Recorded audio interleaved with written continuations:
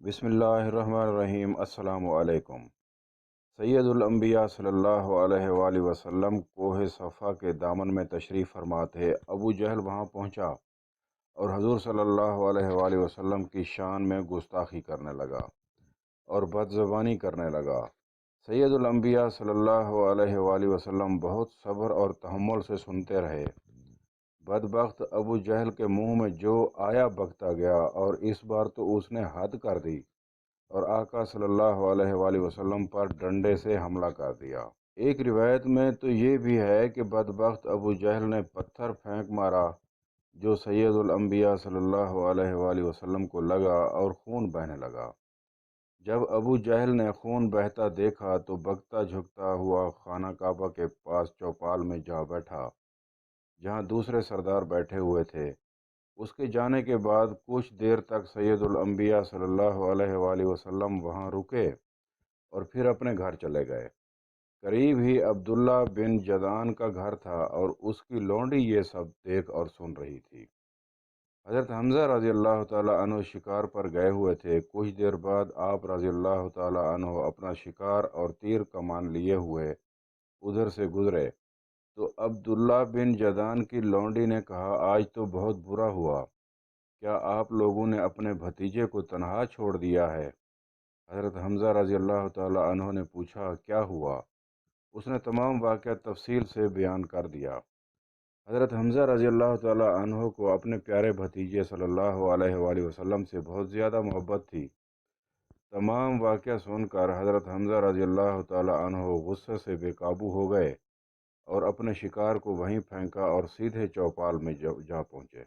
ابو جہل وہاں بیٹھا اپنی بڑائی ہانک رہا تھا۔ آپ رضی اللہ تعالیٰ عنہ نے پہنچتے ہی اپنی کمان ابو جہل کے سر پر دے ماری۔ اس کا سر پھٹ گیا اور خون بہنے لگا۔ آپ رضی اللہ تعالیٰ عنہ نے جلال بھری آواز میں کہا، تو میرے بھتیجے کے ساتھ بدتمیزی کرتا ہے اور اس پر حملہ کرتا ہے۔ میں کہتا ہوں میں بھی اس کے دین پر ہوں، اب بول کیا کرے گا؟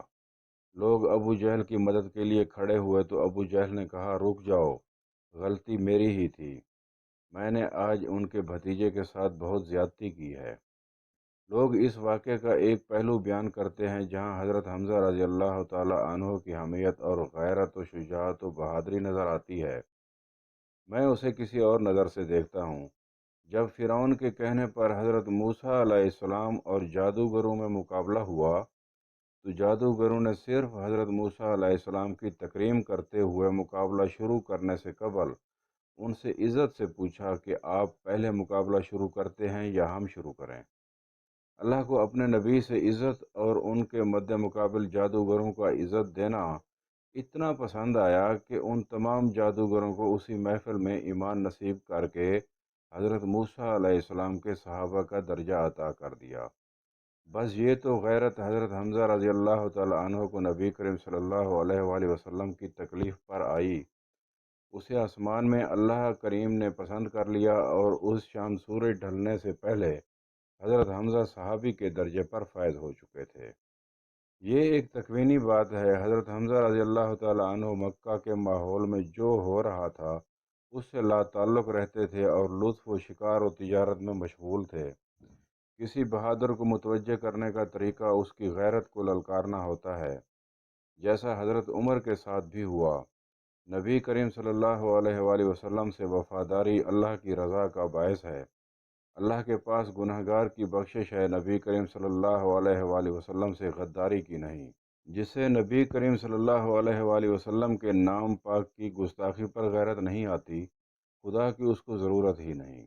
اللہ پاک ہم سب کو صراط مستقیم پر چلنے کی توفیق عطا فرمائے۔ آمین، اللہم آمین۔ السلام علیکم۔